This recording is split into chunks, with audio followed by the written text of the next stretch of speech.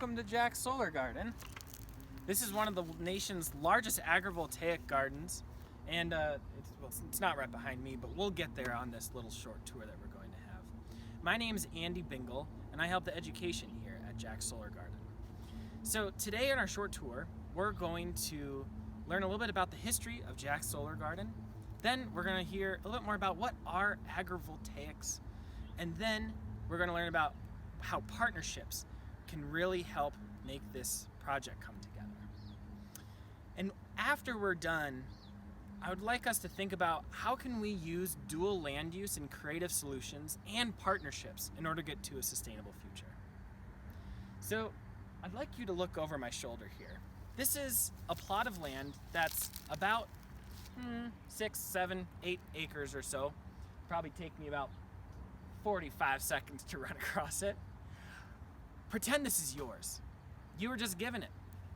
What would you do on this piece of land? Maybe it might be something for fun, maybe something that helps other people, maybe a big building. What would you do? Think about that. All right, now think, what if I told you you have to make money off of this piece of land? What would you do then?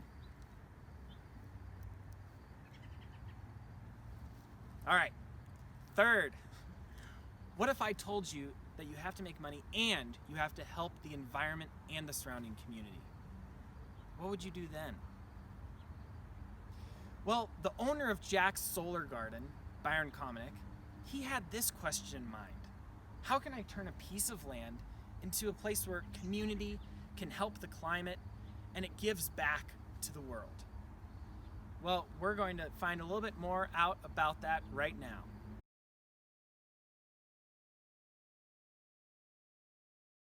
All right, so now we are standing in the Jack's Solar Garden parking lot. So this property, which is about 24 acres, was purchased by Jack, which is the current owner's grandfather, so hence the name Jack's Solar Garden. It was purchased by Jack in 1972 and has been in the family ever since.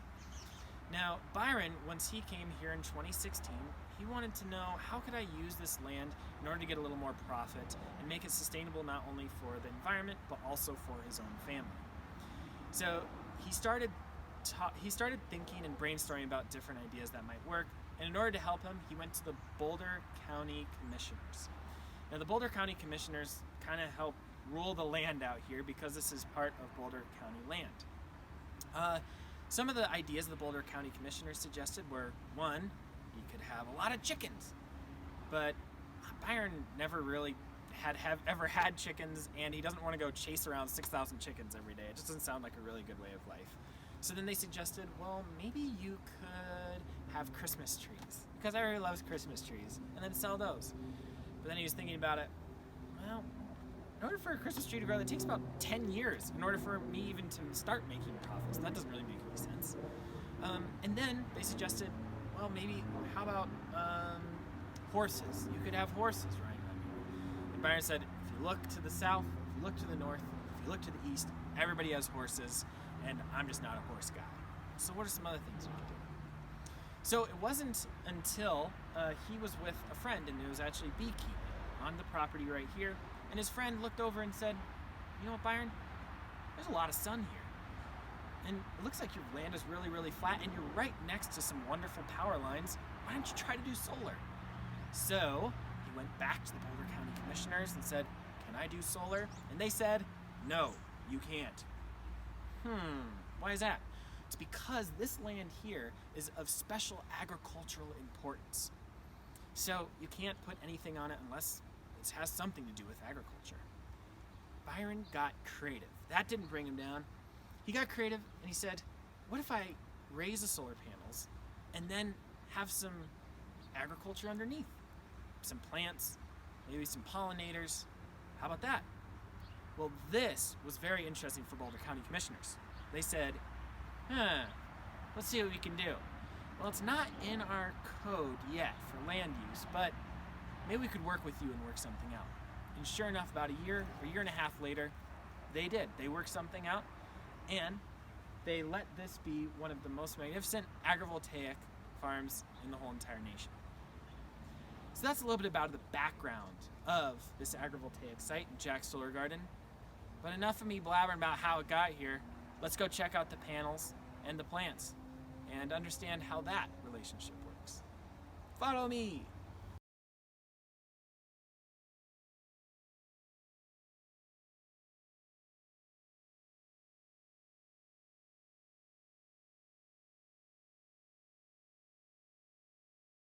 Well, welcome.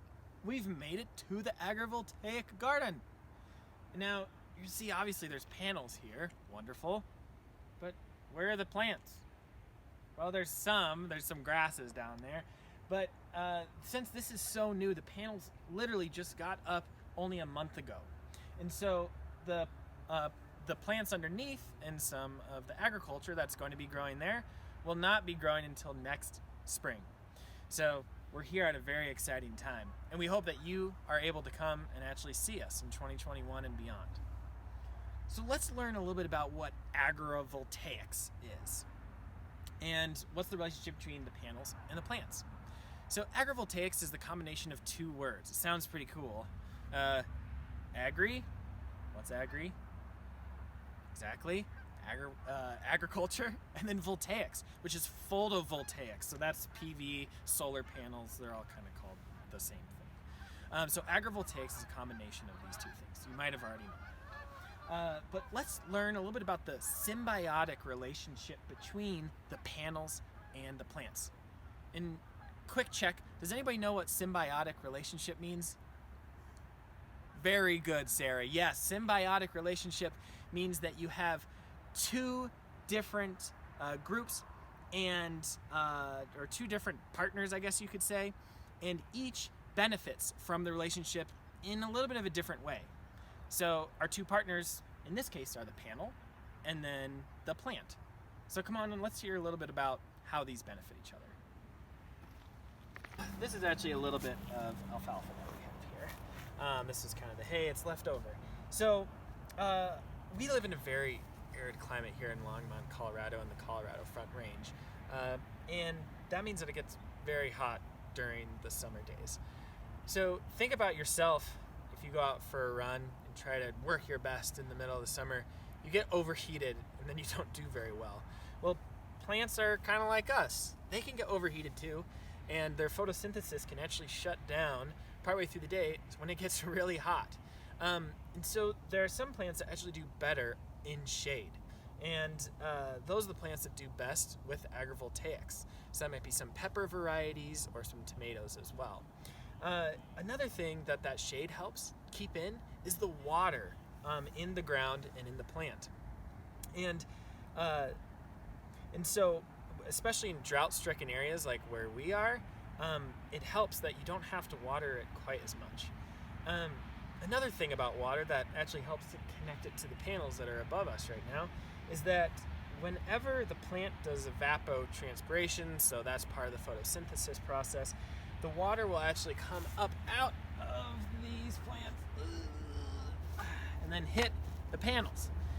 So solar panels actually get a little bit more efficient the cooler that they are. So that means more efficient means that they're going to pump out more electrons onto the grid and more electricity. So math alert. All right, let's do some math here.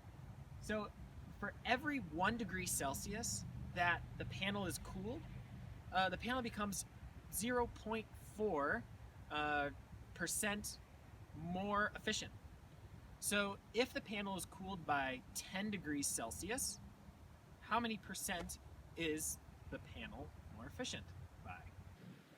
10 degrees, 0.4%, 10%. 4%. 4% more efficient. So the panels become actually 4% more efficient, especially during those very hot days when it needs to be cooled. That's due to this relationship with the ground and with the areas. So amazingly, the solar panels can be more efficient, and some of the plants underneath can be more efficient too. You're using two different uses of one piece of land, which is really sustainable in the long run and can help our climate. Let's go and learn a little bit more about the power of partnerships here within Jack's Solar.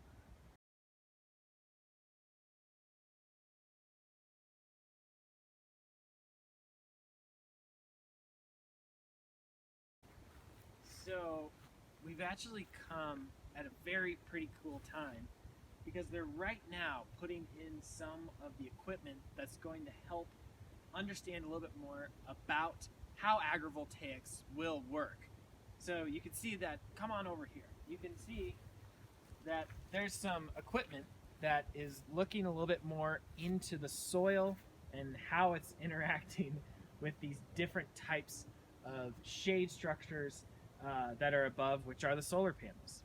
So over the next few months, there's going to be a lot more of this going on, but this is actually one of the first ones, and we can see some more over here as well. So they want to really understand how these solar panels are affecting a lot of these agrivoltaic areas, and they is different organizations. So there's the National Renewable Energy Laboratory, which is known as NREL. That's in Golden, Colorado, just south of here. And then there's also two universities, University of Arizona, and then also Colorado State University. And there's another group that's also is going to be growing crops here, which is Sprout City Farms. Now, they're going to help better understand how agrivoltaics work with different crops in this area. As I said before, the agrivoltaics works very well in arid areas. So Colorado is an arid area.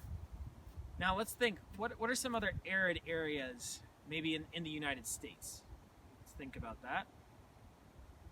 I guess you have Arizona, New Mexico. So these are kind of the places, and we're working with University of Arizona, so that makes sense. What about around the world? Where do you think would a good agrivoltaic place would be around the world? Dry, arid climates. Maybe in parts of Africa or even the Middle East. These are areas that have a lot of sun but could benefit from something like agrivoltaics. Talking more about these partnerships. Byron and Jack's Solar Garden have partnered with these groups, and they're going to take the information that is found here and apply it to different agrivoltaic systems around the world. So this is kind of like a living laboratory, and it sure looks like one today that we're standing right here.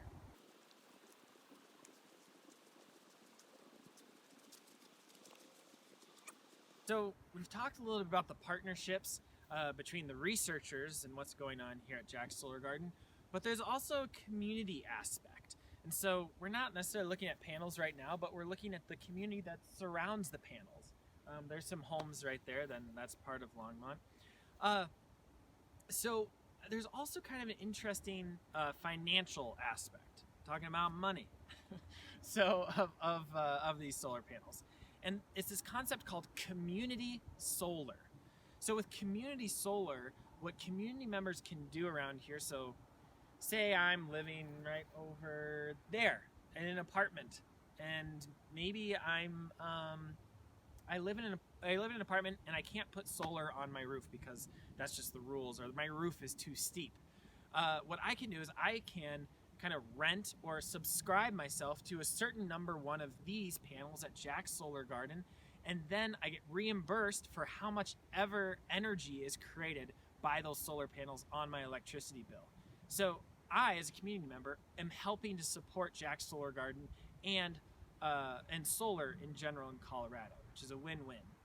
Another aspect that Jack's Solar Garden is doing with the community is they're trying to bring people actually on site. So, all right, and now we're sitting in our chairs, and we are during our COVID pandemic at the current moment, but maybe next year or the year after, you're going to be able to come and actually see how it feels to be in the shade of a solar panel or out in the hot sun, and then also understand a little bit more about what's happening around and looking at how the different agriculture is benefiting. And maybe here with the pollinator planting, you could pick up a little tomato or maybe a little blackberry and eat it too. So that's some of the main projects that Jack's Solar is doing to help connect to the community.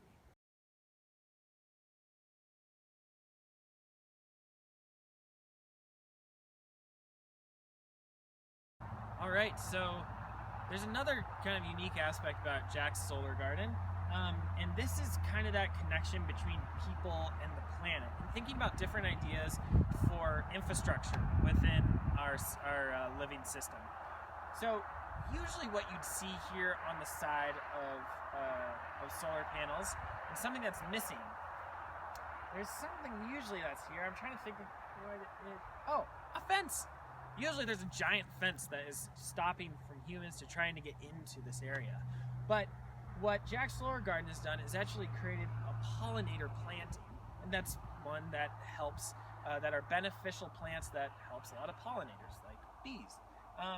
And they've also picked especially spiny things, just like raspberry here, that are producing fruit, but they'll keep people out. And the idea is that whenever this grows a lot larger, so maybe in about 5 years, it'll basically act like a living fence. So imagine, you don't have to use all that steel in order to make the fence, and you're actually helping the environment because you're giving a place for bees to come and also birds to have nice food. And we're also interested in understanding how the birds in this area interact with the solar panels. As I was walking over here, I noticed on some of the solar panels there's some bird poop, and so they're using them. They're on this side, and that's not a bad thing. That actually might be a good thing. So trying to understand that coexistence, and also thinking of alternatives for traditional infrastructure is a key aspect of Jack's Solar Garden. All right, I'd like to bring us over to our final spot where we are going to hang out, buy some corn, and then talk a little bit more and wrap things up about Jack's Solar Garden. Follow me!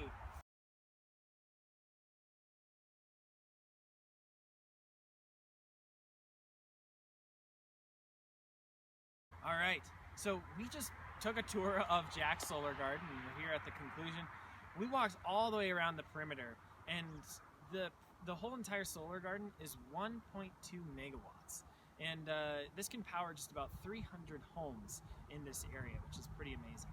Now, we've talked a lot about dual land use and how you can use land to maybe create some food like this corn that we have here, but at the same time create energy from the solar panels that we have right here.